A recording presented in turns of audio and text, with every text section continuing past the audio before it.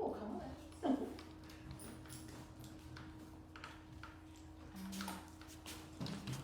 There might be some notice in the middle of this.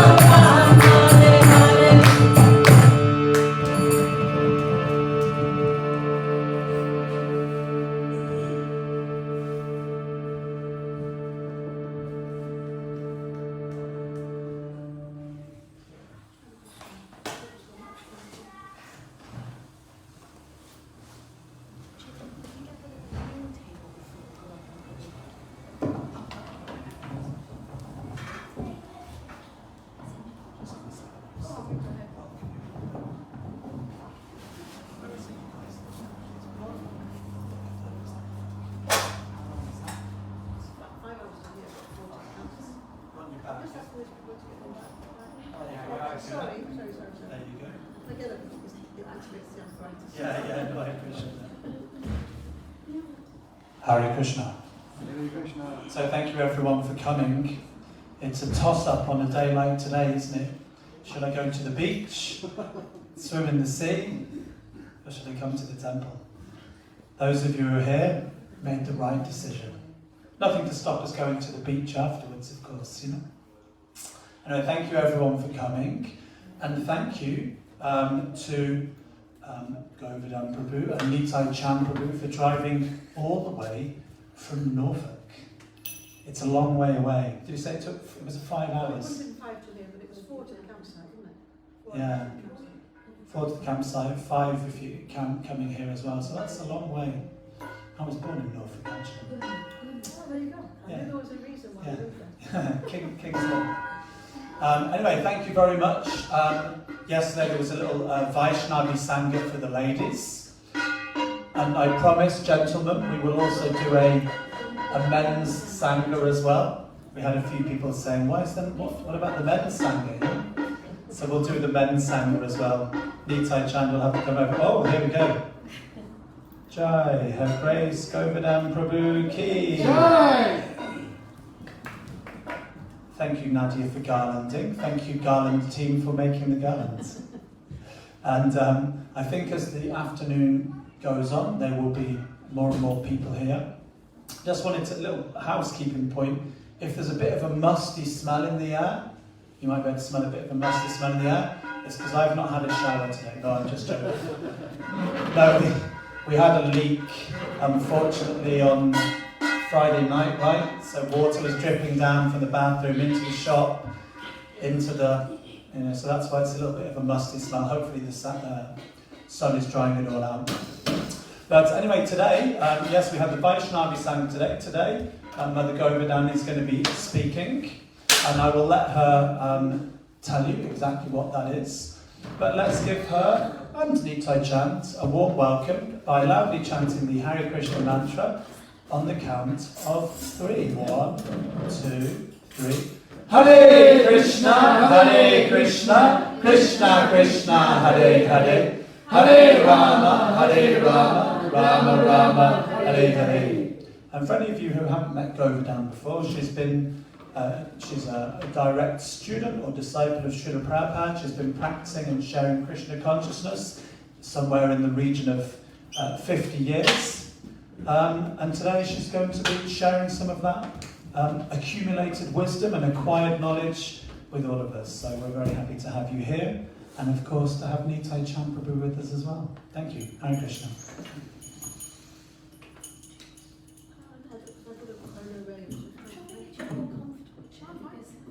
I already asked her.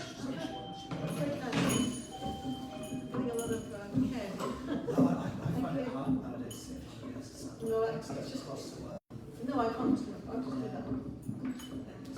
Thank you so much. So I feel very happy to be here. I feel very comfortable because when we used to live in Scotland, we did occasionally make the effort to come up here, and it was our closest temple. And so I do feel like I'm among friends. And Chaitanya Vallabha suggested that I wanted to share some wisdom with you. I want to share something that I'm enthusiastic about, which is basically Prabhupada's books. So I've got stuff that I want to touch upon that I've found in these books, and I've got them all here. It reminded me actually that whenever Prabhupada spoke, outside of the temples, he had a display of books. He wanted to have a display of books there. And there's many pictures of him, or certainly some pictures of him, with his books. So they were a great source of transcendental pride to him, and he's present in them. So that's pretty amazing. And even though he may not physically be present, his message is definitely in these books. So that's a very exciting thing. So I was going to start off with a favourite topic or section of the Bhagavatam, then we'll perhaps wonder for references to some of the other books here. Om Namo Bhagavate Vasudevaya. Om Namo Bhagavate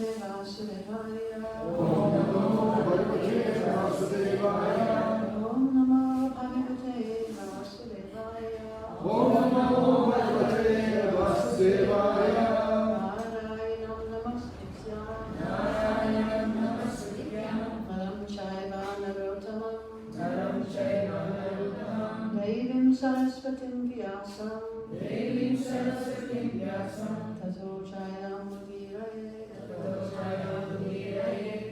And that's got something to do with the fact that the Bhagavatam is our very means of conquest. That's the way that this is the medicine or the equipment that we've been given to conquer over this material existence. There's a story that Srila Prabhupada mentions that I believe that when a sage visited the court of Maharaj Dasharath, that's called Ramachandra's father, Dasharath Maharaj greeted him with the words, I've forgotten them in Sanskrit now. But it means like, how is it going with your conquest over the material energy? Because that was the business of a sage. And we're so fortunate that in this age that we live in, the method of attaining spiritual perfection is so simple that anyone can do it. And that is the whole thing about Lord Chaitanya. Like in the past ages, the way of seeking perfection. The way of seeking perfection has been different each time. In the Satya Yuga, it was meditation. Meditation for because they had very long lives. Was it 100,000 years that they used to live at that time? So they'd spare 100 of them, couldn't they? 100, 200,000 just meditation. We're not able to do that. And then in the next Yuga, which was Treta Yuga, it was, don't tell me, I want to get this right. Sacrifice. It was sacrifice. Like, having a fire and doing mantras and doing, sacrificing goods, oil and, gold and using all that stuff and sacrificing it to a fire to please the Lord. And obviously beyond our means at the moment. And then after that, it was Dwapara Yuga, and then it was deity worship, which we still maintain, but not to the same opulent level. But I know the line in Sanskrit for this one. Kalotad Tari Kirtanat. In this Kali Yuga, the actual means is chanting the names of the Lord. And that is so easy, anyone can do it. Even a child can do it. In fact, there was a dog that did it actually. Even for Prabhupada, a dog did it. I remember watching, because I like very much watching the Prabhupada memories and the people, devotees, and other people as well who were around Prabhupada. They would tell what they had experienced with him. And there's other books as well that are being written. So there's one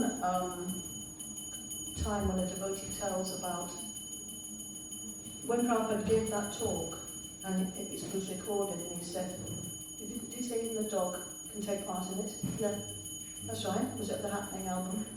And somebody recounts that day there'd been a dog yapping in the courtyard of 26 2nd Avenue. So that devotee sort of remembered the dog and thought, this is where Prabhupada mentioned the dog. Their yapping is chanting. So yeah, there we are. So the Bhagavatam is our means of conquest, and it's really wonderful if any of us have got an attachment, a personal attachment to anything to do with Krishna. And I was just thinking, I feel very attached to this first book, or the first canto of Srimad Bhagavatam. Because every time a temple was opened, I'm sure to this day now, there's a daily Bhagavatam class, and they start the Bhagavatam from the beginning. So I was fortunate enough to be present at the talks, the lectures, for the beginning of Bhaktivedanta Mana, when the Bhagavatam was started, and also New Mayapur in France.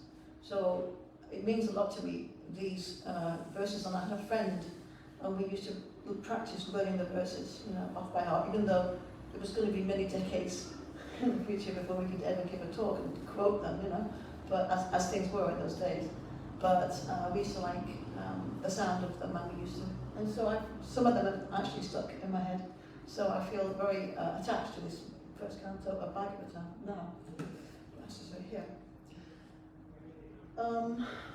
There's a verse which is in the 5th chapter, and of this first canto.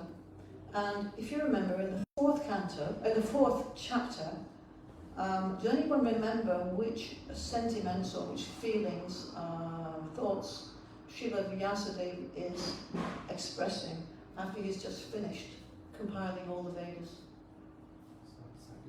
He's not happy. He's not satisfied. So he's just like, and he actually gets the clue even in chapter 4. He himself has guessed why he's not satisfied after compiling all the Vedas. Do you remember why he wasn't satisfied? Anybody? He didn't describe Krishna. He didn't glorify Krishna. Was that what you were going to say? I bet it was, isn't it? He didn't glorify Krishna. He didn't give the actual shortcut. You know, Kali Yuga was about to start. If I'm not mistaken. He hadn't given that actual purpose of it all.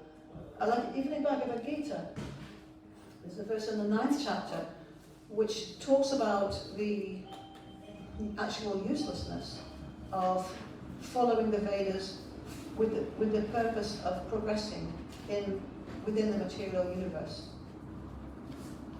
I'm going to find this nice piece, verse 20, I think.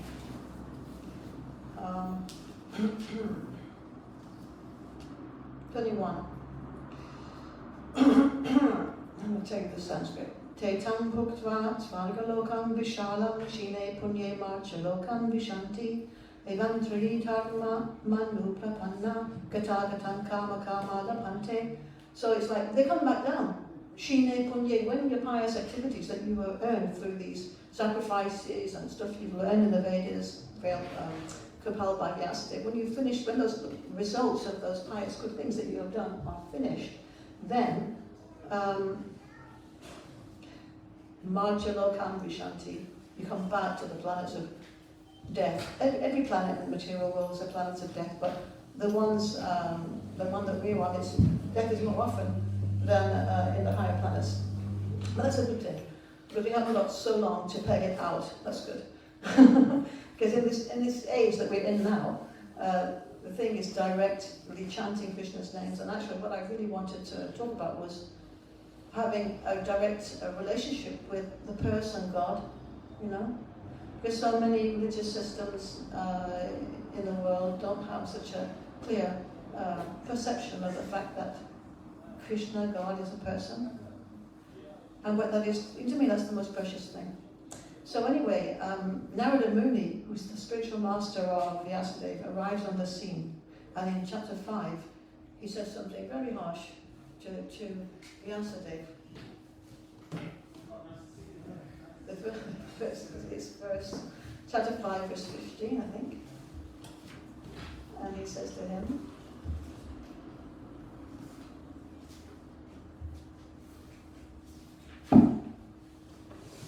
Jagupsitam, that means abominable act. It's a very heavy thing to say. It's the very first word in the verse. Jagupsitam dharmakrite dushasata.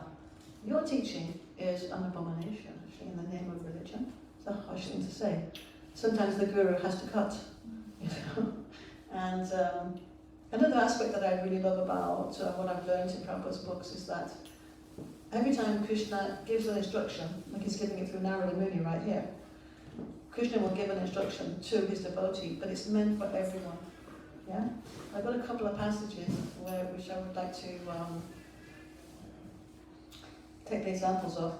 There's this one in the chapter, again, it's still in the first canto, but chapter 9, where Bhishma Dev is speaking on the bed of arrows on his deathbed.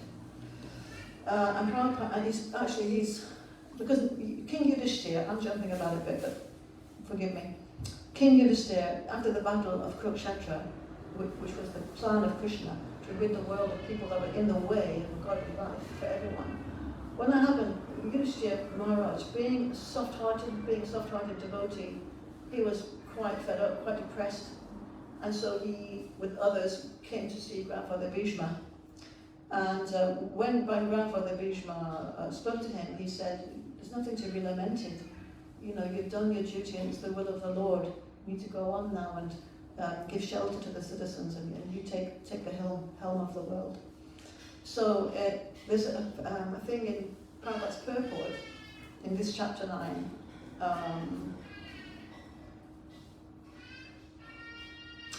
The popular saying is that a housewife teaches, this is the purple, the popular saying is that a housewife teaches the daughter-in-law by teaching the daughter. Of course, it's very hard to teach your daughter-in-law anything, you know. So the idea is, you don't want to offend her or, you know, she's not used to you, so you teach your own daughter, and the idea is that the daughter-in-law, you know, she can, you know, overhear it and she may take the hint.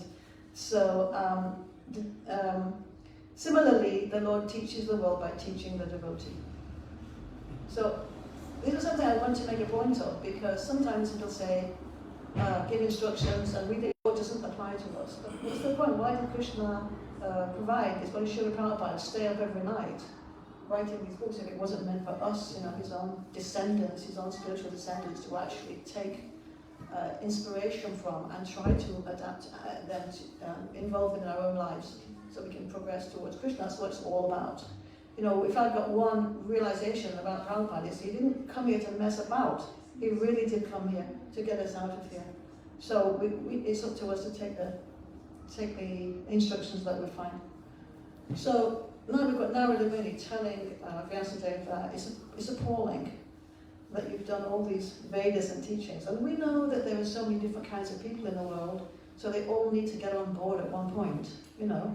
And that there may be, not everyone may be ready. We're not even, I mean, I'm speaking for myself, you know, I'm not all that ready. But, you know, we need to all get onto the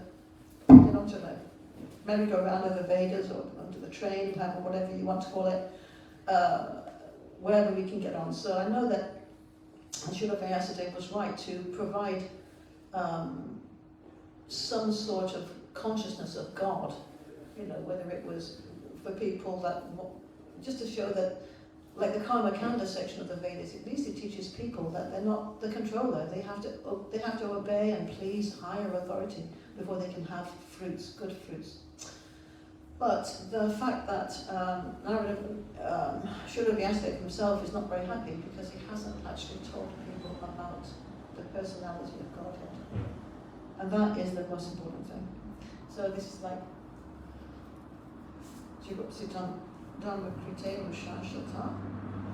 because why would that be that it's a bad thing to have not mentioned it? We've done a mistake. Svabhavaraktasya mahan vyatikrama. It is an omission. Vyatikrama, something been missed out here, big time, mahan. Svabhavaraktasya, people are attached to their own personality and their own psyche, which fits them for a certain kind of life. We're all attached to that. So, yadvakito dharma iti tadastito. So, because of what you've said, yadvakito, in the name of religion, they will just stay with that. Normal people, ordinary people will just stay with that and won't. Namanyate tasyanivaranam jana. They won't think to stop or change. They won't look any further. So, we need to bear in mind as well that there's more to it than just being a good person, you know, and offering you food and things like that. I mean, you guys, I'm preaching to myself actually, because you're all here. This is your temple, you know, I'm just a visitor. But then the verses go on and they're so beautiful. Number 18, just a few verses ahead. This is still Narada Muni talking. Tasyaiva heto prayateta kovido. Kovido is the intelligent person. Tasyaiva heto, for that purpose, for that aim, for that motive, tasyaiva heto prayateta should endeavour. An intelligent person should endeavour for this particular cause. Tasyaiva heto prayateta kovido. Lalabhyate, it's not available. Yad brahmatam, wandering about, upari adha, up and down the material world. Just that verse of Bhagavad Gita, it said, because the previous verse of Bhagavad Gita talked about people that want fruitive results, they want some things and enjoyments and progress in this world, they will follow the Vedas for that reason. At least they're taking the authority of some other being in the universe or beings. But the next verse that I read out to you, it's saying that they won't stay there long, they will come down again. So the idea is coming up and down. Samsara, the process of taking birth and again and dying, is sometimes described as a wheel, isn't it? So to say intelligent person endeavors for this purpose. nalabhyate yad pramatam uparyata. You won't get that, this purpose that's going to be mentioned, by going up and down the wheel of material life. Ta labhyate dukkavad anyata sukham. Now, this line says, like, while you're going up and down, you don't want to experience unhappiness, but you do experience it. And similarly, you also experience happiness. You experience happiness and distress, and that's what you get for going up and down. But it's a different thing to make an endeavour to get out of the material world. And this is an amazing line. Kalena sarvatra gabhira ramhasa. So I heard a devotee explain the kalena, which means to say by time. Kalena sarvatra, everywhere. Gabhira, Prabhupada saying subtle. And ramhasa, progress. So there are also different meanings, for the gabhira, the subtlety, and it means very serious, can mean very serious business. And the ramhasa is kind of like speed, urgency. So these combine with the word kalena. Kala, Krishna says in Bhagavad Gita, I am time I am, kalos me, destroyer of the world. So time is something that destroys. I was once working at a school, and somehow or another, people were bringing pictures in of themselves, and I put a picture in. I was probably 50 odd at that point, and I brought a picture of myself dancing Bharatanatyam, dressed up and everything. And my colleague, she's like, no way, that's you. There's no way. So there's no resemblance. So Kala, time, has destroyed my ability to even cross my legs. Never mind, dance around. So, yeah. So these things are going on, and it is, you can't stop it. We can't stop this time going forward. So as this time goes forward, we get the happiness and distress, but that's a material thing. So this idea that we have to work for is dedicating ourselves to some degree, if not 100% at first, at least to some degree, an increasing degree, to the lotus feet of the Lord. And a couple of other verses from each side of here, which I really love, so I'm going to share them with you. And you know ISKCON Das, he's a famous teacher in Hare Krishna. He says it really helps if when you learn a verse or you learn something, if you can remember where you were when you learned this, that kind of helps you to bring it back and recall it. So these always give me the flavour of, my friend used to live, there was a back staircase at New Mayapur, and she lived sort of halfway up between floors, if you like. There was a little staircase and she lived in there. So it always brings back that corner, Anyway, this is about, there's no loss in diminution. There's a verse in Bhagavad Gita which says there's no loss. Well, how does that start? Is it 240? I mixed up the wrong one. 240. How does it start? I've forgotten. Okay, let's have a look. There's a verse in Bhagavad, everything that's in the Bible times in the Bhagavad Gita, in some form or another. So 240. I'll kick myself. I do know it. If you ever got it, just read it out.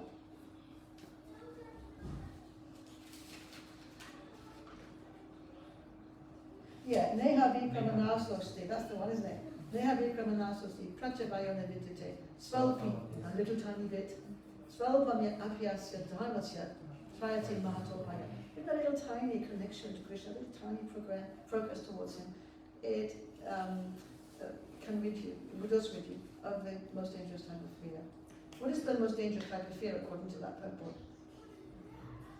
I believe it's in the purport. Yes, the little chappy there. Do you want to tell me? Go ahead. Come over here. Death? You're saying death? Yeah, that's part of it, yeah. You go back to the animal kingdom. Go back to the animal kingdom. Because as you sow, so shall you reap, because that's what we're told. But no matter what you've done, somebody that's made a slight step towards Krishna is guaranteed a human birth. Somebody asked Prabhupada one time, what happens to the flowers that are offered to Krishna? He said they get a human birth. So, it goes the other way as well. Any human being that takes a step towards Krishna, it guarantees them a human birth. And the great thing about the human birth, and that is what this Bhagavatam is trying to tell us over and over, is that we have got a choice. This business of the karma and everything, whatever is due to us, I mean, I've got more to say about that, slightly nuanced, but let's just not say that right now. But our destiny, if you like, technically it can't be changed, but there's something that we can change, and that is if we're stepping towards Krishna. And if we can step towards Krishna and get a little bit of attachment for whatever every part of it might be, then that is to our eternal benefit. And at the time of death, hopefully Lord Chaitanya will bring that into our minds, and we will have an auspicious destination. And the good thing is that Govardhana Swami gave this talk one time, and I sort of cottoned onto it, and he said, we'll be in the spiritual world with the people that we're with now. The people that we're serving with now, we will be in the spiritual world with them. So we're wanting, all of us, we're all wanting this auspicious destination, and we're all on the train. Prabhupada said to one boy one time who didn't have the same idea as Srila Prabhupada about the Bhakti Godhead magazine, and the boy was kind of like having this altercation with Prabhupada, and Prabhupada said to him, "You're young, get on the train now." So we need to get on the train, stay together, and then the idea is that we will collectively go back to Krishna and serve Krishna there. Otherwise, what's the alternative? It's just birth and death, birth and death, birth and death, isn't it? We're so lucky to know, not just to know about this, but to be given all facility to actually take part, I, in my ignorance, I've got these books in my house, books and books and books. I have to admit, I don't always appreciate them. I'm not, it's not like I'm every minute looking into these books. And that's why I'm always grateful if I get asked to give a little talk somewhere, because I'll then not have to read the books. In fact, there's a purport in this book, in this particular volume. It's number 6, the 6th verse of the first chapter, I believe. The purport, Prabhupada said, this philosophy is learned by hearing and repeating, as far as I remember correctly. So this idea that you've given me this chance to sort of talk a little bit today, I'm very, very grateful for it. And it's just part of, and I know that you guys have got your own, you organised so that you all give your classes to one another, everyone takes a turn, and that's just brilliant. So what am I saying? I'm saying that we've got the method for going back to God again. I wanted to mention about the train and about collectively being together in the spiritual world, serving Krishna, and not, instead of being born again. We recently went to a gathering, and it was a very nice godbrother of mine who did quite well in the business world, which is very unusual for a Prabhupada disciple, in the sense that we give everything up, we give it our education and everything. So this particular guy, he's been funding get-togethers, for us, and we attended one a couple of months ago, and I really got the feeling that we were all going home together, I really got that feeling. So I would say, we need to, whatever communities we belong to, we need to, be open-minded to being our spiritual selves in those communities and sharing the enthusiasm that we feel for these teachings, for the nectar, for the beauty of the spiritual world. Anyway, I'll go on with these verses here. This verse is Chaktavasa Dharma. It's just the neighbour of that verse I told you now. And so Chaktavasa Dharma is somebody gives up their own duty.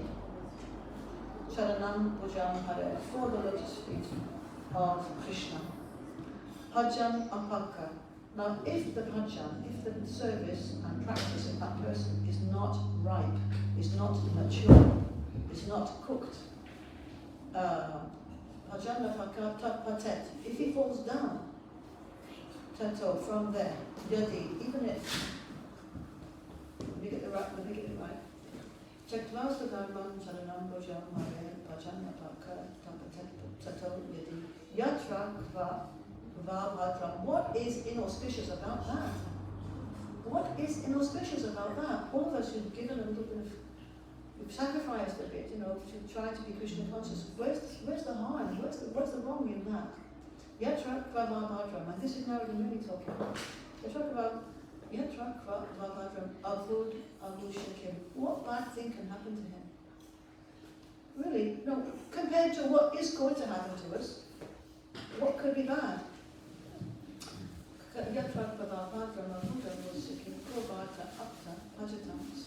And somebody who is dutifully staying without giving any time to Krishna, just doing their duty, whatever that is.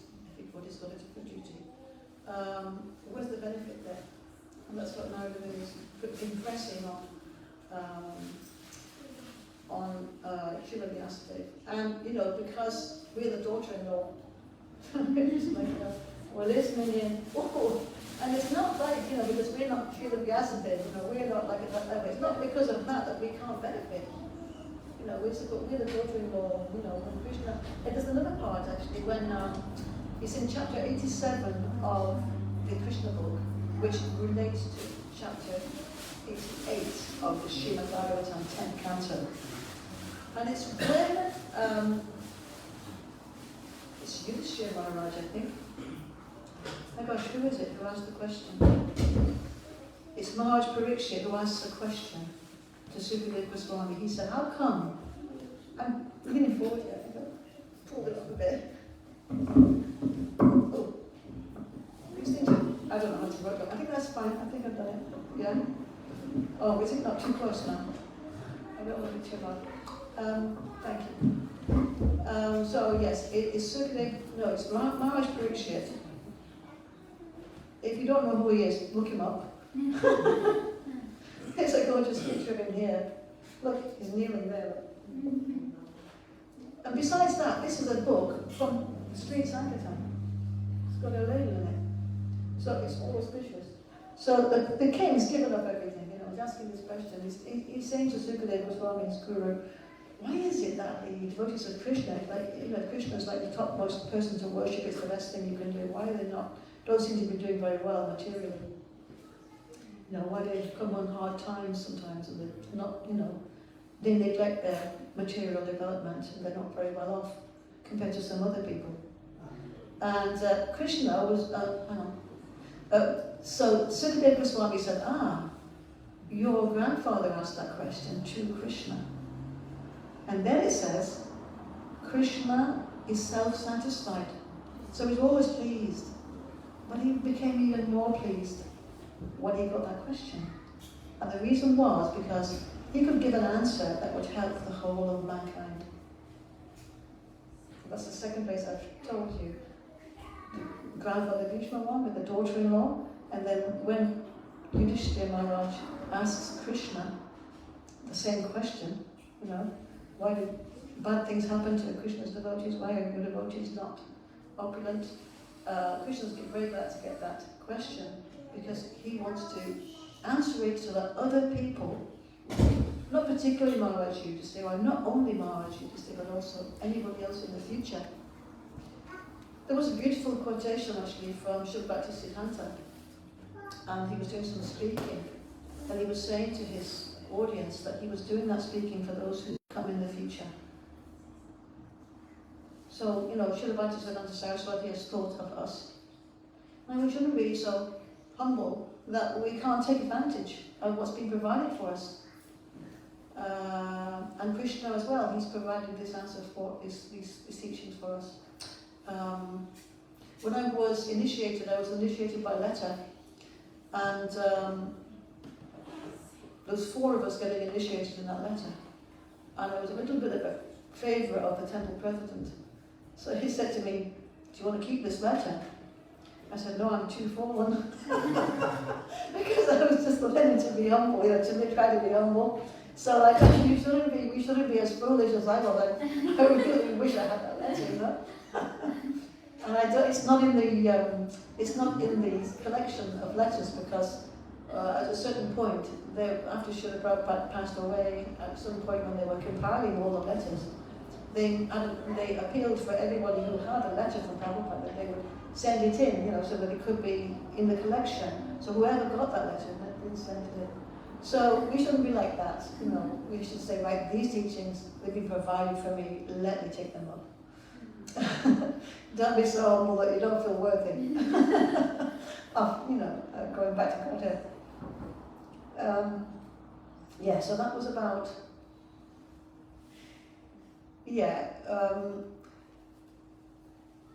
the only worthy thing. An intelligent person is going to endeavour for more than just going up and down the material universe. And now the best one is, I'll ask for questions after this, I think. The best one is, again, Narada Muni's carrying on talking. And I love this one. It is, Navaijano Jatu Katanjana Vijen. This is like a guarantee. When you buy any appliance, you get a guarantee that you can take it back if it's not worked and things like that, and it's guaranteed you'll be given a new one, so you have no worries, you don't have to be insecure. So, Navaijano Jatu. A person never, not Jatu means like never, not at any time. Navaijano Jatu, Katanjana Vrajen, somehow or other. Now this is the first word that it's all muddled up because, Sanskrit, like other languages, actually some other languages, it's not dependent on the order of the words like English is it? So, Navaijano Jatu, Katanjana Vrajen does not undergo. It'll make sense better in a bit. Navaijano Jatu, Katanjana Vrajen, Mukunda Sevyan Yavad. A person who's a devotee of Mukunda, Krishna, is not like other people.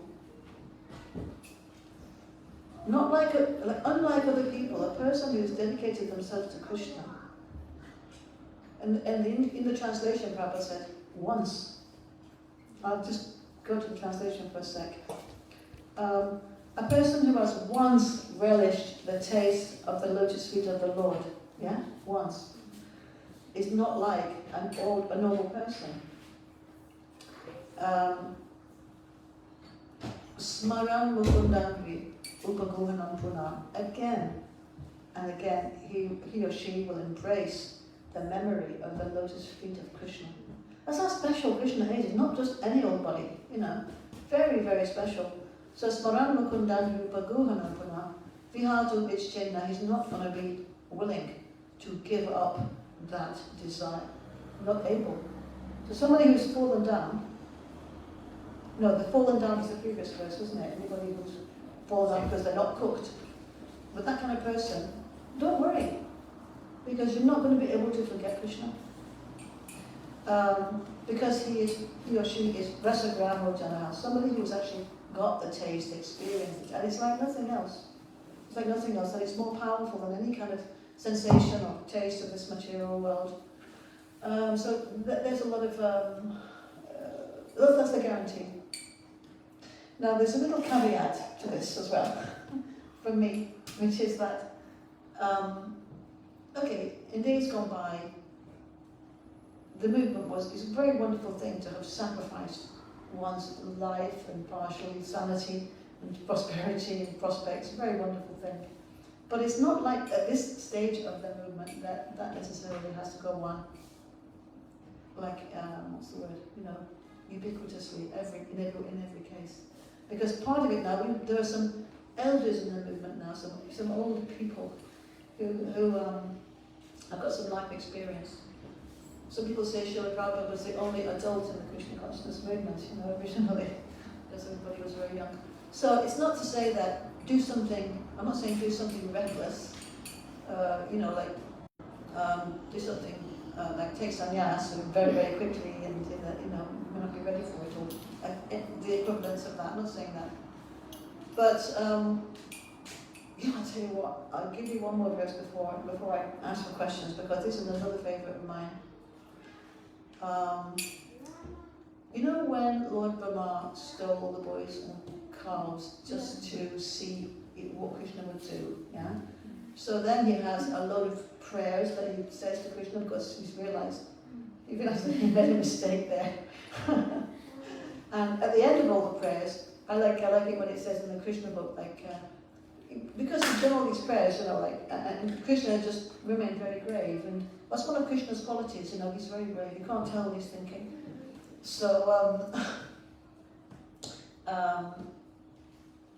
Lord Brahma can't tell what he's thinking, so, he just sort of goes away. He says, well, I'll just let you get on with your pastimes now, Lord, just goes off, sidles off, That's like the creator of the universe, the demigod that's given the power to create the universe. He just goes off because he can't figure Krishna out. This Krishna as a small boy. Anyway, that's at the end of the praise. But at the beginning of the praise, he says, this is praising, how powerful Krishna is again to benefit people. Let me see if I can get it right. Gyane prayasa mudapasya. That effort to gain advancement in spiritual life by your own endeavours, with your own mind, try and figure things out. I'm going to actually get the word for word out, because I think something here. Yeah, the prayasa, which means endeavour, Prabhupada's written unnecessary endeavour. So, Gyane prayasa mudapasya. And here it's put, setting far aside. Setting far aside. Gyane prayasa mudapasya, namanta eva. Only worship Krishna, surrender to Krishna, bow to Krishna. Just do that. This is Lord Brahma's, recommendation to the universe. Jivanti sanmukaritam pavadiyavartam. Jivanti, they live. Jivanti sanmukaritam. They live on the words coming from the mouths of realized devotees. That's what people do, who have got the picture, Jivanti sanmukaritam pavadiyavartam. Because what's coming out of the mouths of these realized devotees is talks about you, Krishna. Everybody in the universe can benefit by just hearing talks about you, Krishna, who I've actually made a bit of a blunder here by trying to, play a trick on you or something. So, Gyane prayasa mudapasya namanta eva. Jivanti sanmukaritam bhavadiyavartam. Sthane sthita. Just stay where you are. Sthane sthita. Be fixed wherever you are. If you're a housewife, if you're an office worker, if you're a president of a country, whatever you are, just stay what you are. That does not matter. Sthane sthita, shuti gatam, through the holes of your ears, through the passageway of your ears. Sthane sthita, shuti gatam, tanu van manobhya. With your body, tanu van, with your words and with your mind. Serve and live by those listenings that you do to what's coming out of the mouths of realized devotees concerning talks about Krishna. And you can't go wrong. This is Lord Brahma talking to us. Ye prayaso, almost always, I'm not sure what that refers to actually, so I'll miss that out. Ye prayaso, jita, jito. Like, a jita is Krishna, never conquered. He becomes jita, he becomes conquered by someone that listens about him. And the first of the 9 processes of devotional service is listening, isn't it? So, what's not to like? What's not to like? Because all the books that we have that Srila Prabhupada has written, there's going to be something in there that every one of us likes. I'll read that again and again. Okay. Ye prayaso, jita, jito, pyasitaistilo, pyam. So, nobody else in the 3 worlds. Tai sees other people, Tai is other people. No, by such pure devotees. Well, I'll go to the translation. Let me read out how Prabhupada translated that, and then we'll stop.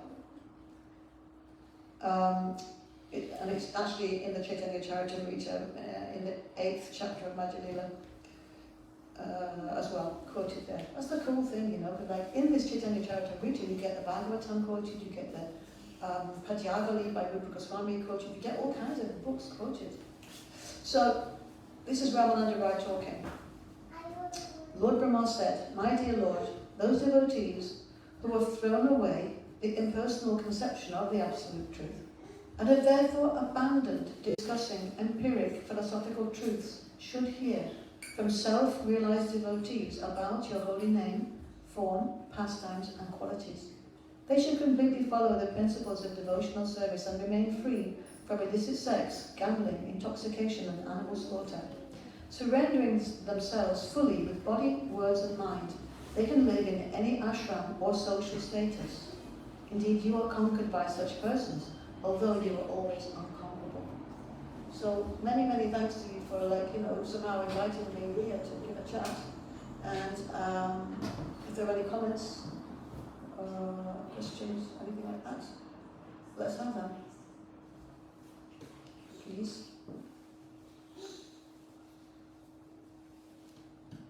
What time do you finish the class normally? 4:30. We've still got 7 or 8 minutes. Sorry? Today you can carry on till 5. You're carrying on to 5, why is that? Okay.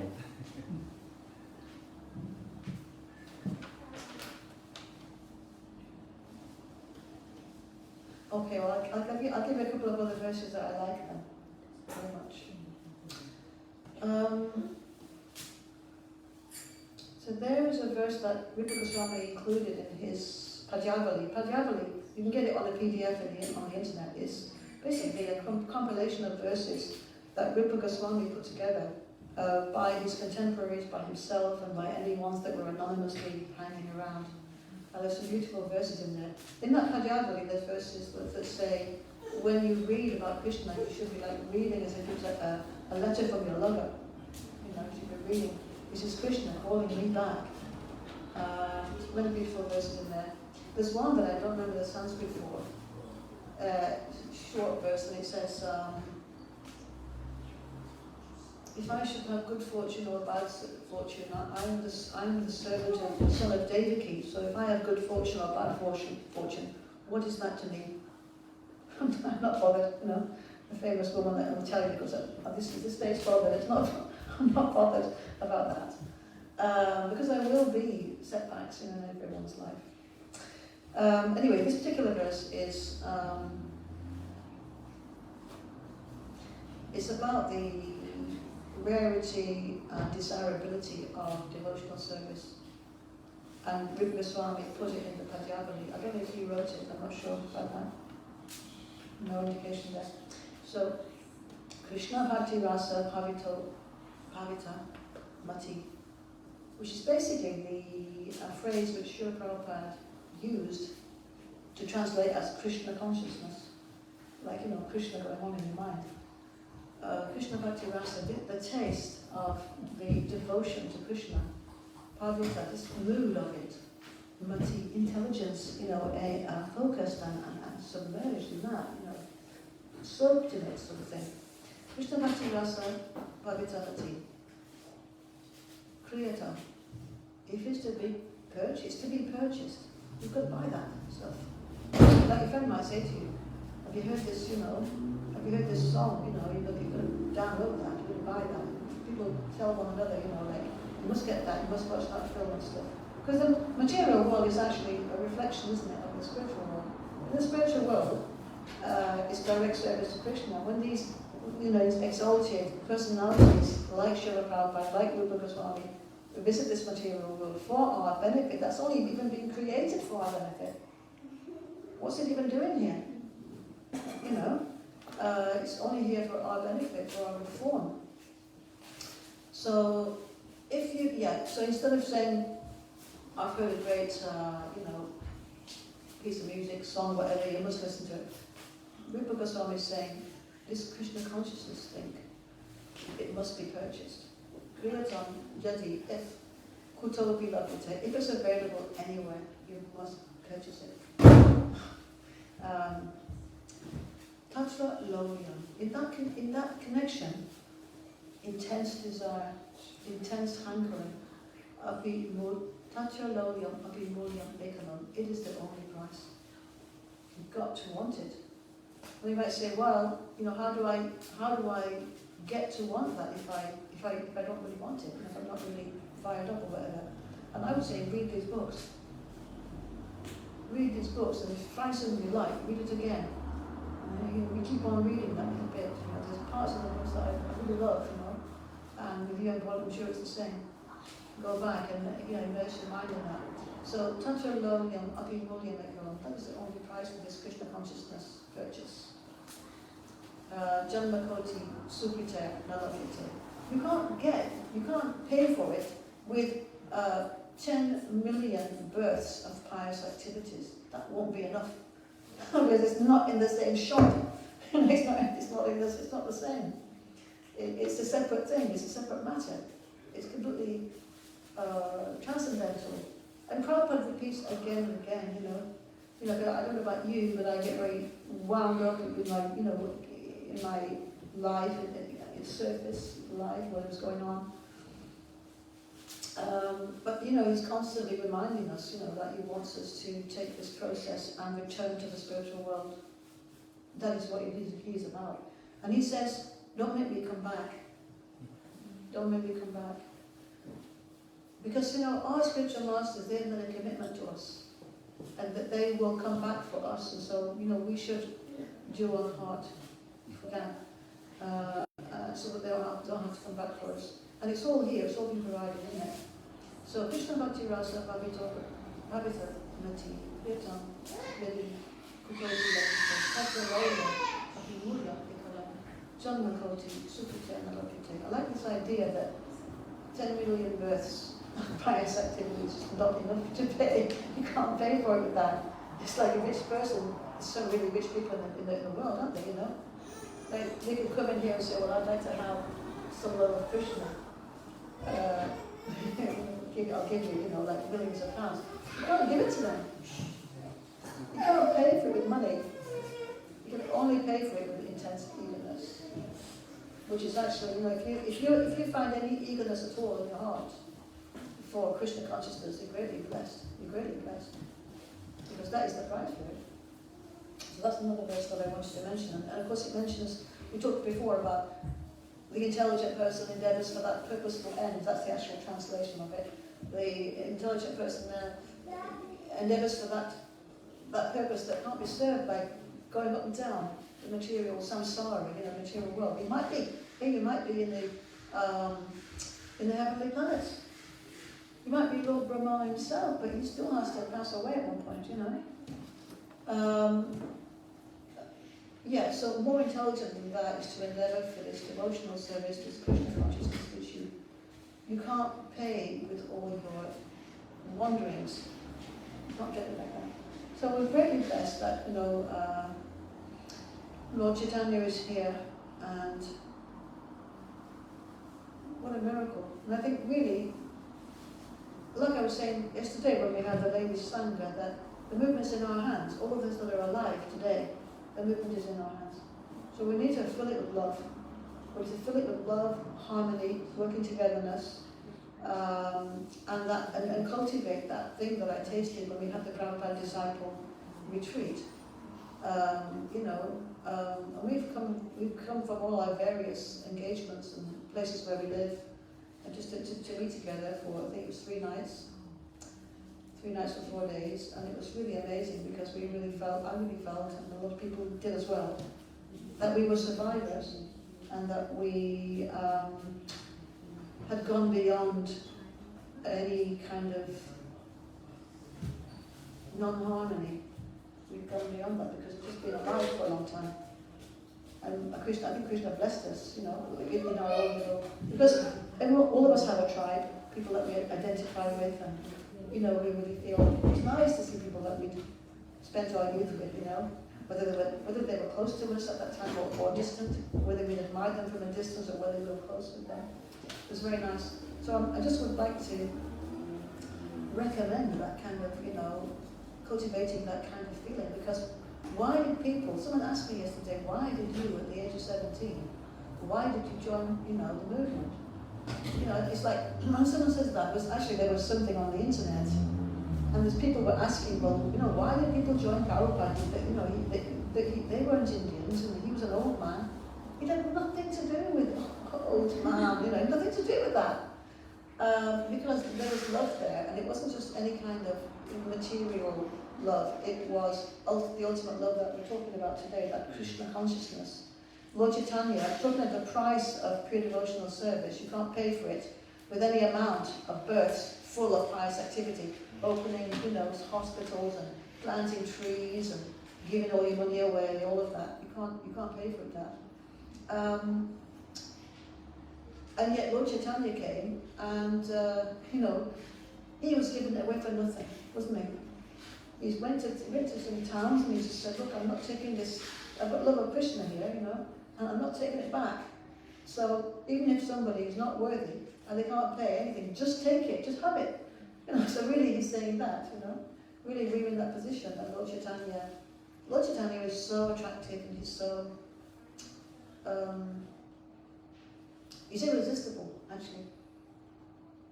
He's irresistible. I mean, in the course of our life, you know, we may hear about, or perhaps even experience, you know, people that find a partner that they find irresistible, or something that they find, maybe it's a little child that they love, or whatever, something irresistible in the material world. But there's a transcendental version of that, and that is Lord Chaitanya. He's irresistible. He won't take no for an answer. In fact, I heard last time I went to Mayapur, you know, his birthplace, I heard that even if when you're lying, Lord Chaitanya is so merciful that when you're lying down at night, he takes that as you doing your obeisances. That's so beautiful. So he's giving everyone the holy name, you know, and you know, what could be better? What could be better? Yeah, even though it's a priceless thing, even though we may not have the lalya and the intense yearning, he's giving it to us anyway. It's pretty cool. Oh, you know what's really nice? A nice example about generosity or charity that I like a lot. It's when there were 20,000, I believe, kings imprisoned by Jarasandha, if I'm not mistaken. And he had them, you know, their story is an amazing one because they sent a messenger from them to Krishna. And this messenger expressed to Krishna how, if I'm not mistaken, if I'm not getting it wrong, that there were some devotees who are surrendered to you and, you know, they're attached to you and everything. I'm not like that. I'm not one of them. But I'm coming to you because I'm very afraid of birth and death in this material world. So whatever reason I went to Krishna, it doesn't really matter. So these 20,000 kings, they send a messenger to Krishna and all that. And at the end, when he comes to liberate them, it's like they're drinking him in with their eyes. I think it even says that they're like licking him with their eyes. Because, you know, like normal eyes, the normal function of the eyes is not enough when Krishna is involved. And we've even experienced that ourselves. You know, when we see certain pictures of Krishna that mean something to us, or a deity that means something to us, that's Krishna, like, hey, you know, I'm here, and here I am, and I've come for you. So we've experienced that as well. You know, your function of your eyes is not enough. You've got to sort of eat him up, you know. Yeah, so the kings have got that reaction when they see Krishna, when he comes to free them. And he actually, they admit then, you know, we were not behaving ourselves properly, we were antagonistic to other kings, we were belligerent, we were fighting with them, and innocent people were killed in the wars that we caused them to part in. And, you know, we were out of order, you know, so actually it's a benediction we've been captured and spent all this time in this cave. And on top of it, we're getting you to, you know, you're coming to free us. So it's like, again, we can play that part, you know, maybe we think it's different, you know, that Krishna's not coming personally knocking at the door and, you know, and we can see him, you know, as he was when he came to earth. But what's the difference actually, really, when we have, like I've got Jagannath looking at me, he's looking at down like that. Any picture of Krishna, Srila Prabhupada, the deities, anything in the books, the holy name, the kirtan, that is Krishna coming for us, so we can say, oh my goodness, I was out of order. I'm a conditioned soul, I've come to this material world to try to assert myself, to try to enjoy something, but now I understand, and so I surrender to you now, Krishna, and you've come to get me. But my main point in this business about the kings and their reaction to Krishna gave them his blessings, told them how to live, go back to your kingdoms now, and live good lives, and be devotees, remember me, at the end of this life, you'll be sorted. And he actually kitted them out with chariots, horses, equipment, everything in gold and silver. And, they were all clean and shining, and he fought it, and they set off to their kingdoms, these 20,000 kings. And it says in the Krishna book that that's an unparalleled example of charity in this world. So he does everything the best. I mean, it's a fact.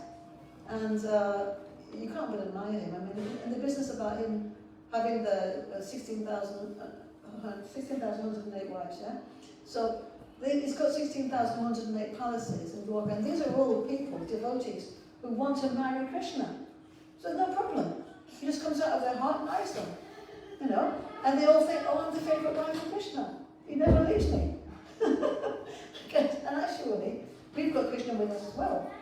We're all the favourite wife of Krishna because it's in the heart of every single one of us. So these 16,108 palaces, he comes out in the morning to go to his, what is it called? The assembly house. Is it called Sudama Assembly House? And he comes out of his house, and at one point, all the 16,000 Krishnas become one Krishna. He goes into the assembly house. He's got dancers dancing for him. He's got comedians making jokes and all that. And then he takes business and he asks for advice from people. All those things. What's my point here? It's just basically ecstatic. Oh yeah, all these queens, right? So I figured out that he can't be compared to a normal person, yeah, who wants to have girlfriends and stuff. He cannot be, because he's married 16,108 wives, and if you lived 100 years, just to marry them on that one day, you'd only see them twice. I figured it out one time. I can't remember the calculations, but you've got so many women to the one person. It's so impossible. It's ridiculous. You'd marry them one day, you'd see them again 45 years later. I figured it out. It would take you 45 years. But it's incomparable. It's incomparable. It's not possible. And Prabhupada said, if he'd have had 16 million wives, it wouldn't have been any problem for him, because he accompanies every single soul. Whether they're taking their birth as a blade of grass or a tree or whatever it might be. A human being, and when it's the time for the human being to become a human being, then he's still here with us. And he's, right now for us, he's really offering it to us on the plate, actually. And so I think we want to give something back, and I think what that something back, because they have this phrase, right? Work smart, not hard. Yeah? Because one of the things that might have been discussed yesterday at the women's meeting, it was like, how can we fit everything into our lives, our busy lives? How can we, So it's like more, faster. No, that's not one of my topics, because we're already gone off our feet. It's not about that. It's about work smart. And the work smart is like, love each other. Yeah? And when people feel an atmosphere like that, they're going to want to join us, come over on a Sunday or whatever. They're going to want to have a piece of that. Because where can you get that, You can't really get that anywhere. And that's the thing that attracted people to join Srila Prabhupada in the first place. I mean, if you read, I love to read the books that are coming out all the time by people that met Srila Prabhupada. I met him once, I heard him talking, I garland on him, this and that, But there were people that had his intimate association. And when the first boys came came to him in New York, and he let them stay at the storefront and everything. And they were queuing up. Satsvarup Maharaj tells us they would be queuing up for the bathroom. The boys that stayed at Swamiji's shop front, they would be queuing up to use his towel. They were using Prabhupada's towel, So it's like, they were prepared to do anything. And they felt love from him. And you know what happened? And you can read the books that are out, it's absolutely wonderful. It's not been brought up for no reason. Because just like Krishna appeared 5,000 years ago, so we have the Krishna book, it's for a reason. Srila Vyasadeva wrote the Krishna book, wrote the Bhagavatam. He wrote the Bhagavatam, you see, after this telling off that he had, or this correction that he had. So that's because it's like meeting Krishna. So again, Prabhupada's biographies, what people have done, their memories and all that. It's so that we can live with Prabhupada, we can find out what it was like, how he affected people. And if we can come anywhere near an atmosphere like that, that will be the proof of the pudding, wouldn't it? The proof of the pudding is in the eating. I'm trying to think of other things that Prabhupada did, like with the early. You know what? There was a wedding, right? The first initiation, there was one girl, and I'm not sure if she married that day, the previous day, the day after. 3 days. Previous day they married. 3 days later. 3 days later. Oh, well done. You're expert at the books, yeah. So they married shortly afterwards because Prabhupada wanted the boyfriend and girlfriend to be married, So Prabhupada put her sari on her. Prabhupada put flowers in her hair. Now the flowers, these comments, put flowers in her hair and put the sari on her, they come from, there's a book that's been published, and many Srila Prabhupada disciple women have written a little story about Prabhupada. It's called A Bond of Love. You can get it on the internet. So either the flowers is from that book or the sari putting on is from that book, and the other one is from Yamuna's biography, the 2-volume biography of Govardhana Devi Dāsi. But we can't put Srila Prabhupada on the level of a normal, ordinary person. People will be criticizing him, or you're initiated Westerners. Well, if it's going to tell you, work is going to be done all over the world, you're going to have to initiate white people. Sorry, And people criticize Srila Prabhupada, he just carried on. He said, it's unheard of that a sannyasi could be involved in, organizing weddings and carrying out weddings. Who else was going to do it though? He spread this movement as far as it has spread. He has done that. So we need to get over ourselves, We need to get over ourselves, and he put himself out. He tried things out. He was hoping to, have some leaders of the Western world get interested. He found some, young kids that were interested. And this is what I want to tell you. When he had a stroke or a heart attack in New York, then he, after some time of getting over it, he went to San Francisco, and the devotees got him a house on the beach. It wasn't sunny enough. So then he's going to go to India, where he could get well, hoping to get well. This was in July of 1967. So he'd only been around, he'd only had disciples, or followers for a year and a bit probably. And, they were just what they were, but they loved Prabhupada. They believed everything he said and they followed him. Nobody in India was interested. He went around in India, please give me one of your sons. No one gave him anything, So we found people in the West that were, wanted to follow him, and they were surrendered and everything. So there was some discussion. That's how you do it, isn't it? You have to move that. I don't know how to do it. There was some discussion about what would happen if Prabhupada never came back. Could somebody else come and help? And that was not taken as a very good idea. He said, whatever I have started, will be continued by my own disciples. That's from Yamuna's book, if I'm not mistaken. Whatever I've started will be continued by my own disciples. That is Prabhupada's potency. We're nothing, none of us is anything. You know, it's him, it's his power. It's not, you're not going to go to India looking for people that are educated or anything like that, or, you know, Hindus or anything. No. It's got to do with love, it's got to do with Lord Chaitanya, it's got to do with, Lord Chaitanya is said to have broken open the storehouse. Come on, come and get it. You know, and Prabhupada went and got it, brought it here, opened the storefront, you know, and gave it away.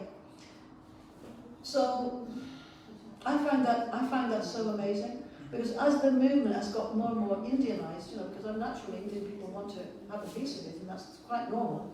It's like, it's not really about that. What attracted me was not that it was Indian. It was full of love. It's not a sectarian thing. It's completely non-sectarian. So anyway, that's what I get from reading books about Prabhupada. Queuing up with his young disciples. I mean, there's so many beautiful stories in those. So many beautiful stories in those books.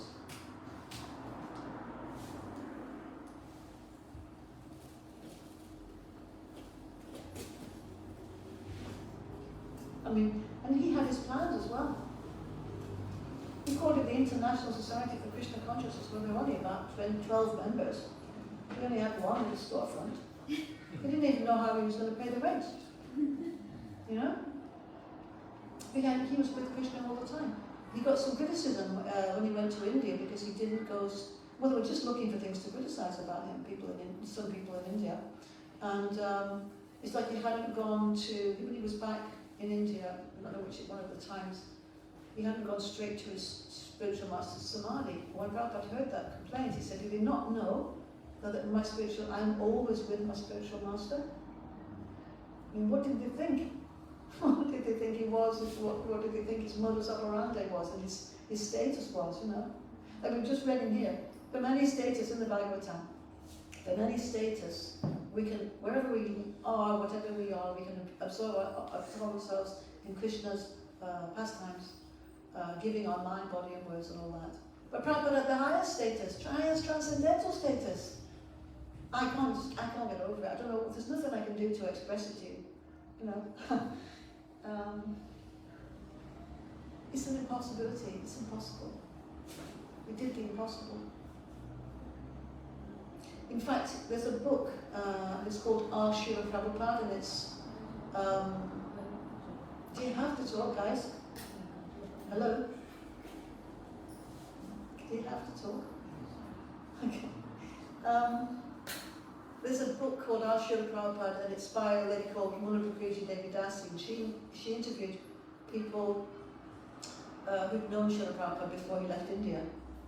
And she talks about it on the Prabhupada Memories series, around about number 42, I think, DVD 42, it's on the internet, on YouTube.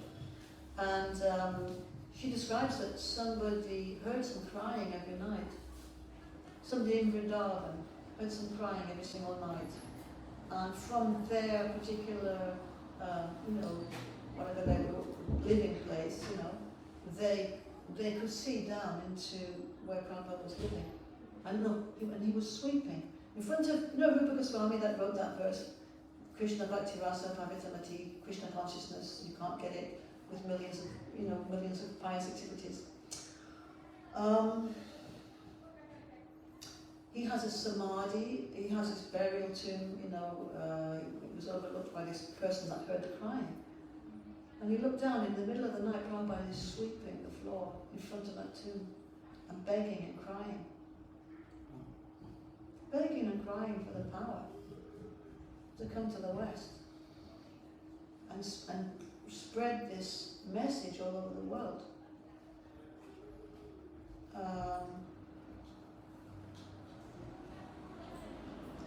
And also, he used to go and visit Advaita Acharya's birthplace, was it? When he was a Grihastha, he used to go to visit that Advaita Acharya's birthplace. And this again, I think Mula Prakriti found this out from talking to people that knew Prabhupada before. So when he was a Grihastha, a married man, he'd already been given this mission by his guru why don't you go to the West? He was like 24 or something like that, married. Why don't you go to the West and do some good, to people out there by giving them this Krishna prema? I mean, don't even ask me about Srila Bhaktisiddhanta, Srila Prabhupada's guru, All the power is coming from Prabhupada, from Srila Bhaktisiddhanta, going all the way back. Immense personalities. So, Prabhupada goes to this Vitacharya's place and is crying. And I may not get this chronologically correct, but you can look at it for yourself. It's in the book which is spoken, it's also on the Prabhupada memories, around number 42. And he's crying, and the pujari at Vitacharya's temple or home says to him, what's the matter? And he says, my spiritual master has given me an impossible mission. Mission impossible. This actually was an impossible mission. My spiritual master has given me an impossible mission. And then when Prabhupada had taken sannyas and he was ready to go across, I believe he went once again with his sannyasi clothes on, just before he got on the boat. He'd organised the boat. You know what he had to do to get a ticket? He had to sit through Mayavadi lectures, and at the end, because it was India, I believe they were in Bombay, because he was a sannyasi and the sannyasis respected him and everything, he was allowed to say a few words. As a sannyasi, he had to sit through people talking about how God was a light, or they were all God. He'd sit through all that. He hated that. At the end, he'd stand up and say, I have a mission. Can anyone help? And he'd go to the West. So in that way, he met the clerk of a lady that had a shipping company, and in that way, he got the ticket.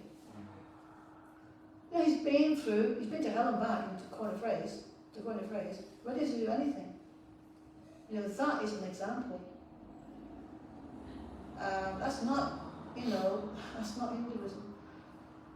That's not something very, very special. Something that you can't pay for, only by getting it. This is what this is, and developing that. That's what's the word? The sincere, massive hankering for it. So there we are. We were massively in debt, and we would like to repay our debt. Prabhupada says there's no way we can repay the debt, obviously, but we have to at least try. And what he wants and what Krishna wants is he wants all of us, erring souls, wandering souls. He wants all of us back with him, and that will be our happiness. Will be our happiness, and then Krishna's happiness too. So it's as simple as that.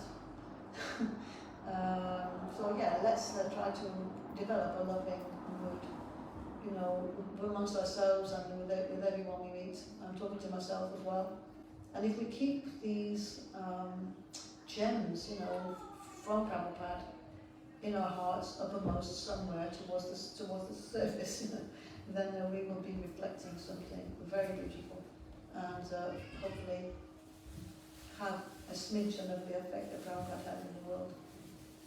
So thank you so much for inviting me to say a few words, because I've really loved thinking about these topics and also sharing them with you. Do you have anything to say? It's 5 to. I asked them before, but they didn't have anything, so I was just told to carry on. Yeah. So either if you have a question or a reflection, in other words, something you've heard which you liked, which you want to reflect back. Hey. I had 2 questions. One thing is, at different stages of the lectures, you mentioned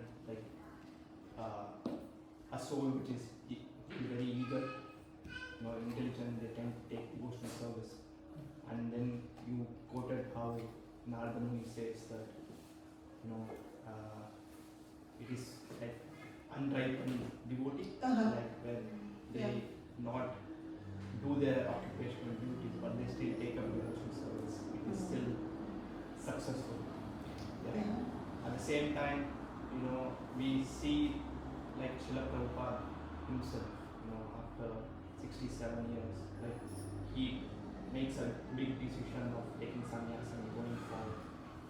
So, as practicing devotees, when is that moment where we tend to realize, how to realize these kind of moments?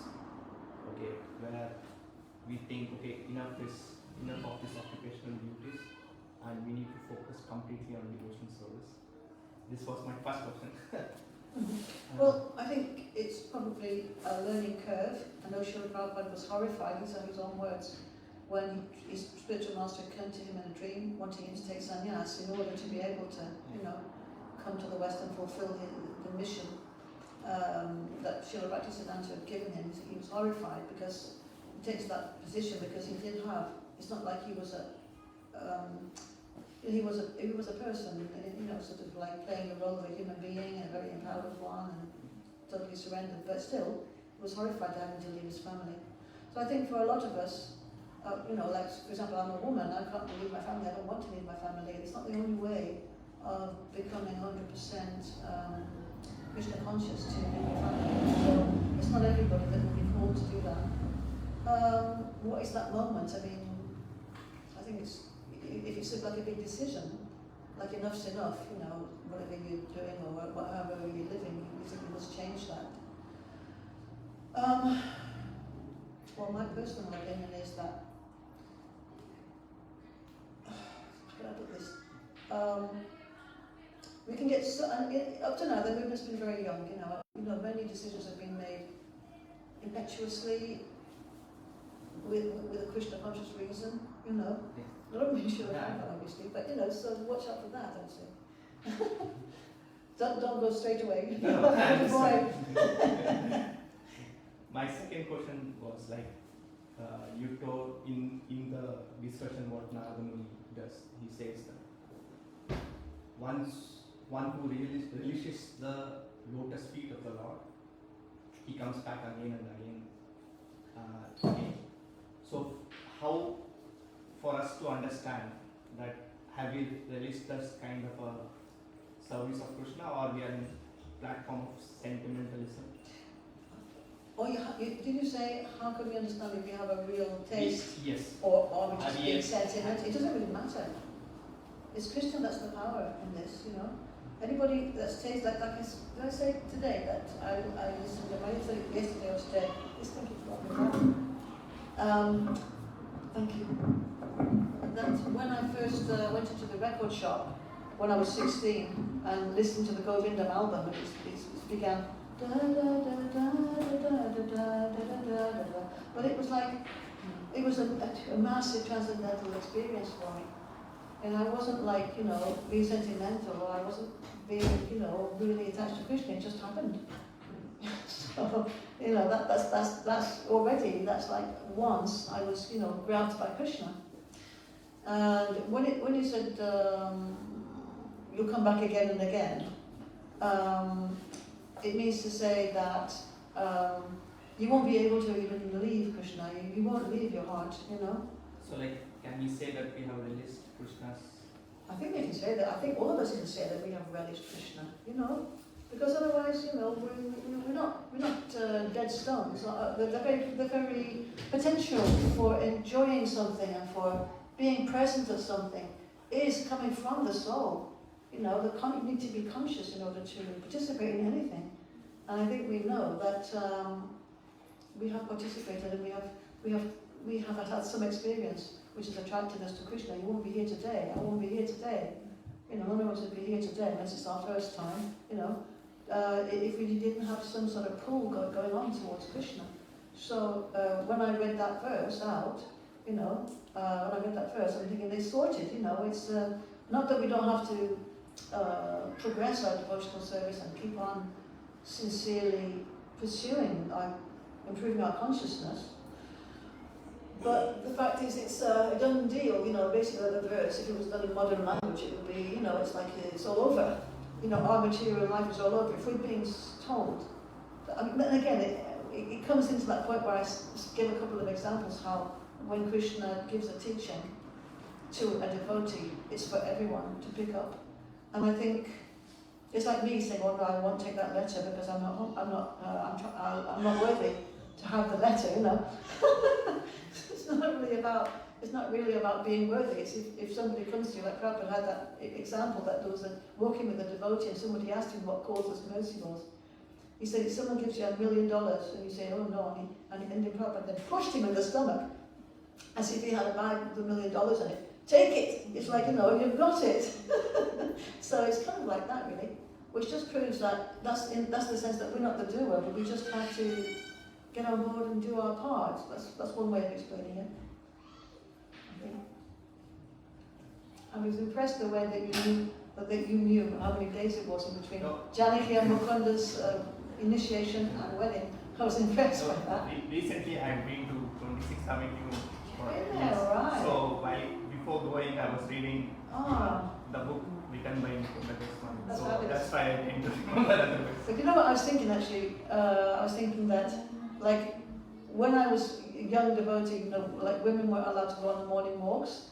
And it's such a long time ago that I've been into the field, you know, like where he did used to walk. And I'm thinking, did I go on a walk? What the heck of a walk? But anyway, I've been to the field where he walked. You know, so you've been to the 26th 2nd Avenue. So just not alone, just a field, or the you know, or the going to the way, you know, to the 26th 2nd Avenue.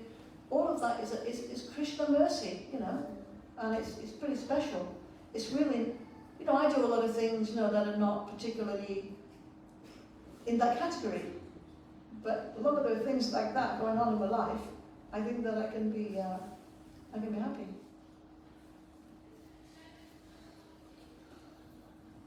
Yeah. How was your experience when you first see Prabhupada and then how was that interaction? What did I experience when I first saw Prabhupada? Well, I saw Prabhupada, we went down to Berry Place Temple, which was like an upturned ship, because Shyama Sundar had brought. Again, the stories are so important. How did that temple come to be like an upturned ship?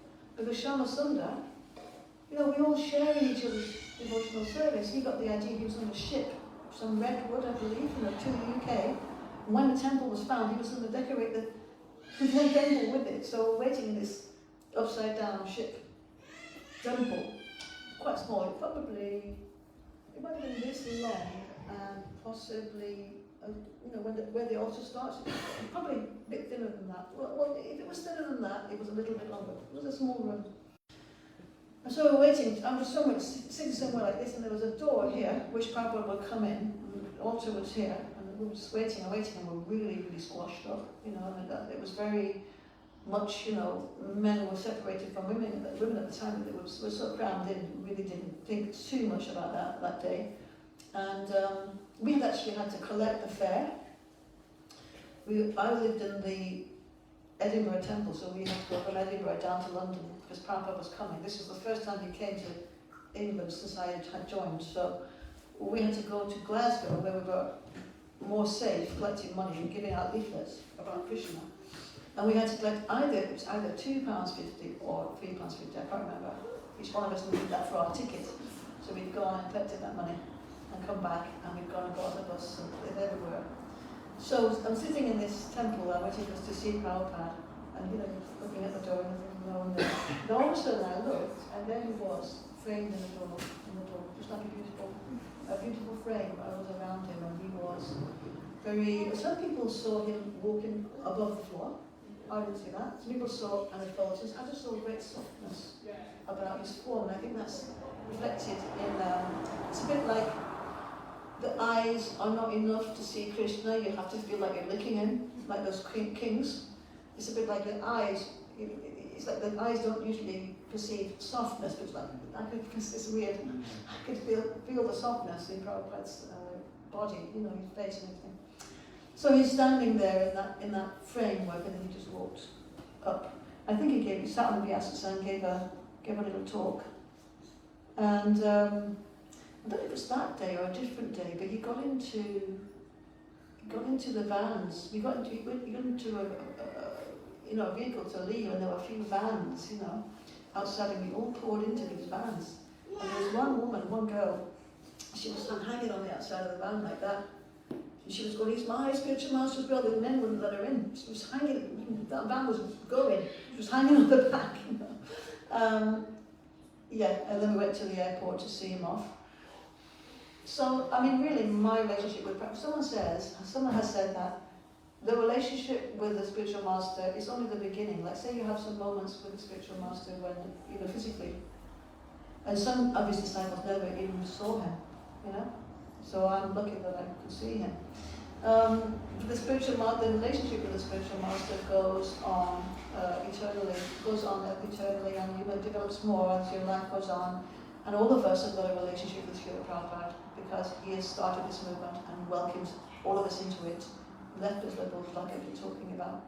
So really, my experiences with Srila Prabhupada have gone on and they have deepened. I was just a child, I was a young kid. Hare Krishna, Ma. So, reference your nice quotations from the Bhagavatam about devotional service and nothing being lost in devotional service. It reminded me of a lovely quotation by Prabhupada that went something like, whatever you do, it's noted in Krishna's notebook. Oh, yeah. And I thought that was very nice. That reminded me. Thank you. Thank you for that. So if anyone didn't hear, what's your name, Prabhupada? John. John said that talking about how nothing's lost in devotional service reminded him of a quotation from Prabhupada where Prabhupada said, whatever you do for Krishna is written in Krishna's notebook, which is beautiful.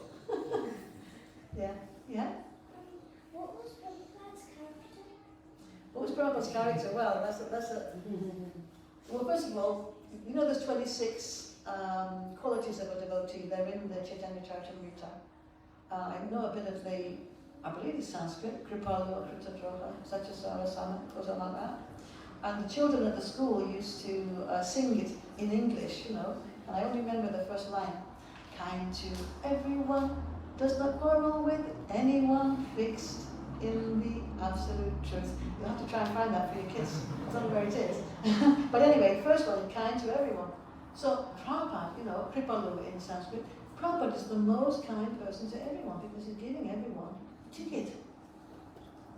Come on, here's a ticket, you can go back to the spiritual world. And all your friends and family will be there, Krishna will be there, and you'll be everlastingly very, very happy. So that's one aspect of his character, but I think people are still, it's just like, you know, when Lord Vishnu lies down, and he lies down on the snake bed, and the snake's got a lot of different heads, and they're all doing his glories. Have you heard that? Yeah? So it's like we're all chanting Prabhupada's glories, and just like the snake can't finish. He can't finish. And the more, you know, the more that we experience of what Prabhupada has given us, the more we can see for ourselves, you know, what his character was. Absolutely. And, you know, no one could say anything wrong with Prabhupada. Nobody found any fault. We couldn't find any fault with him. No fault with him. Because so close to Krishna, he was doing Krishna's will to try and bring us all back. That's the little thing. Thank you so much for your time. Sorry we've taken up a long time here, but I think we had fun, didn't we? Yeah. We didn't do so bad. Did you have a question? Was someone's hand up there? Were you? No. Okay. Okay, we shall finish then. Yeah, just one last question. You've been reading, you know, I wasn't here for the class because I was looking after my son. Actually, we were playing a Krishna conscious board game. Oh, wow. Mother Vrinda brought us, it's kind of like Krishna conscious version of Monopoly, so we were playing that. Nice. But your point was that you were sharing things that you'd read in Prabhupada's books. Yeah. And encouraging everyone and inspiring everyone to read Prabhupada's books. So I wonder what was your experience that, you know, you've been reading Prabhupada's books for, you know, 50 years or so, thereabouts.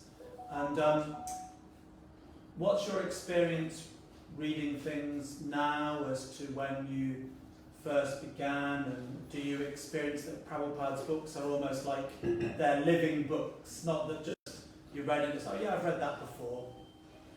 You know, do you experience that it's a new experience every time you read? I think the longer you're alive, you go through actual material life, what's it like to have a lifetime in the material world, and therefore your perspective changes, and also you, when I revisit the past times that I really like, I find that just gets more. That just gets more things that mean something to me, get more, and I feel like I am way more a candidate for actually, I'm not saying, I'm worthy or anything like that, but I'm much more of a candidate for devotional service now than I was at 17. In terms of the reading, what's really good is that, as I say, when I was very young, sort of 18 or 19, I had this friend who used to learn slokas, and I was better at it than her because she was a little bit older and I was very young. And I like that kind of thing anyway. So some of the verses that I've been saying, I've known them all that time, not really using them much time. So in terms of that, if you're young and you like verses, learn them by heart, learn what they mean. Learn them by heart, ASAP, so that they'll be there and stick in your head. Because things that I try to learn, verses that I try to learn now, although the one that's the Gyane Prayasa, is that Gyane Prayasa? Siya Udapasya Lamanta Eva. I've tried to learn that as an adult, as an old woman, and it's doable actually, to be honest. It's doable. I just feel that I am just more attracted to Krishna, more like understand it more obviously all the time, understand it more.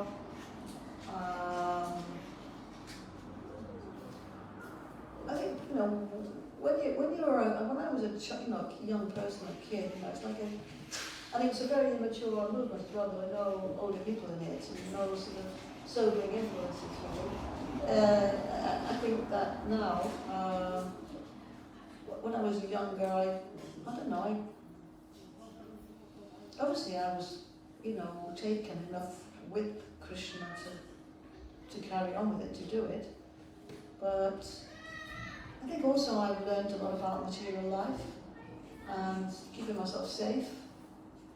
I didn't know anything about that before. I was just a kid. And our environment is very immature because we were all young. And also, miracles were happening. It was extraordinary. You read about Shama Sundar walking down the street and there's $100 bills flying through the air for the temple rent. There's real miracles happening. There was stuff like that happening, and I think I want to have a stake in Krishna's world, I want to have a stake in Krishna's world. And I think that's because I'm older now and I've gone through life, gone through a lifetime.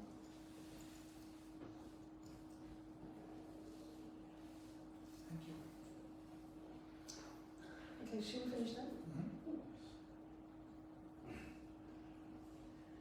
Are we allowed to finish that? Yeah, we can finish now. Okay, thank you so much for all of your time, and thank you very, very much for listening and having questions and just, helping me to express something about Krishna.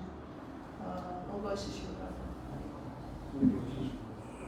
The great Govardhana Devi Dāsi ki Jai. Jai. Srila Prabhupada ki Jai. Shri Panchatattva ki Jai. Nitai Gaur Premanande. Hare